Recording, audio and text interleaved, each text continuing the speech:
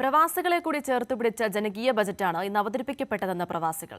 കേന്ദ്ര സർക്കാർ അവതരിപ്പിച്ച ബജറ്റിൽ പൂർണ്ണമായും പ്രവാസികളെ തഴഞ്ഞപ്പോൾ കേരള സർക്കാർ പ്രവാസികളെ ചേർത്തുപിടിക്കുകയാണ് ചെയ്തതെന്ന് പ്രവാസി സംഘടനാ നേതാക്കൾ അഭിപ്രായപ്പെട്ടു. പ്രവാസികളുടെ ക്ഷേമത്തിനായി നിരവധി പദ്ധതികളാണ് ധനമന്ത്രി ബജറ്റിൽ പ്രഖ്യാപിച്ചത്.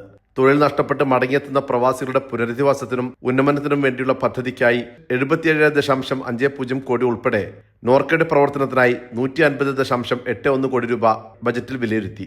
തിരികെ എത്തുന്ന പ്രവാസികൾക്കായി സ്വയം തൊഴിൽ സംരംഭങ്ങളെ പ്രോത്സാഹിപ്പിക്കുന്നതിനായി സുസ്ഥിര ജീവനോപാധി ഉറപ്പാക്കുന്നതിനായി ആവിഷ്കരിച്ച NDPRAM പദ്ധതിക്കായി 25 കോടി, പ്രവാസി ക്ഷേമനിധി ബോർഡ് വഴിയുള്ള സഹായങ്ങൾക്ക് 23 കോടി രൂപ എന്നിവയും ബജറ്റിലുണ്ട്. പ്രവാസികളും നാടുമായുമുള്ള ബന്ധം പ്രോത്സാഹിപ്പിക്കാനും കരകൗശല വസ്തുക്കളുടെ വിൽപ്പനയ്ക്കും നാടൻ കലാരൂപങ്ങളും മറ്റും വിദേശത്ത് പരിചയപ്പെടുത്താനും ലക്ഷ്യമിട്ടുള്ള ലോക കേരള കേന്ദ്രങ്ങൾ, പ്രവാസി സംഘടനകളുടെ നാട് സന്ദർശന പരിപാടികൾക്ക് വിനോദസഞ്ചാര വകുപ്പിന്റെ ഇൻസെന്റീവ്, പ്രായമായ പ്രവാസികളുടെ മാതാപിതാക്കളെ താമസിപ്പിക്കാനുള്ള അസിസ്റ്റഡ് ലിവിംഗ് പദ്ധതിക്ക് 5 കോടി എന്നിങ്ങനെ സമാനതകളില്ലാത്ത പദ്ധതികളാണ് ബജറ്റിൽ പ്രഖ്യാപിച്ചത്. പ്രവാസികളുടെ മനസ്സറിഞ്ഞ് ചേർത്ത് പിടിക്കാൻ ഈ സർക്കാരിന് എന്നും കഴിഞ്ഞിട്ടുണ്ടെന്ന് ലോക കേരള സഭാംഗവും പ്രവാസി ക്ഷേമ ബോർഡ് ഡയറക്ടറുമായ NK കുഞ്ഞഹമ്മദ് പറഞ്ഞു.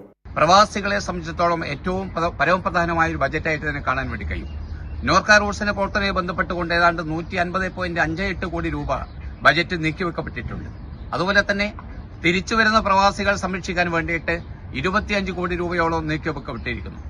ഒപ്പം നമ്മുടെ ലോകത്താകമാനുള്ള പ്രവാസികൾക്ക് ഒരു കേന്ദ്രം എന്ന നിലയ്ക്ക് കേരള കേന്ദ്രം വിദേശത്ത് സ്ഥാപിക്കാൻ വേണ്ടിയിട്ട് കൂടി ഈ ബജറ്റിൽ തുക നീക്കിവെക്കപ്പെട്ടിരിക്കുന്നു എന്നുള്ളത് പ്രവാസികളെ സംബന്ധിച്ചിടത്തോളം ഏറ്റവും പ്രധാനപ്പെട്ട ഒരു കാര്യമാണ്. പ്രവാസികളുടെ ക്ഷേമം കൂടുതൽ ഉറപ്പുവരുത്തുന്ന ബജറ്റാണിതെന്ന് ദുബായ് ഓർമ്മ പ്രസിഡന്റ് ഷിഹാബ് പെരിങ്ങോടും ജനറൽ സെക്രട്ടറി പ്രദീപ് തോപ്പിലും പറഞ്ഞു. Kairali news, Dubai.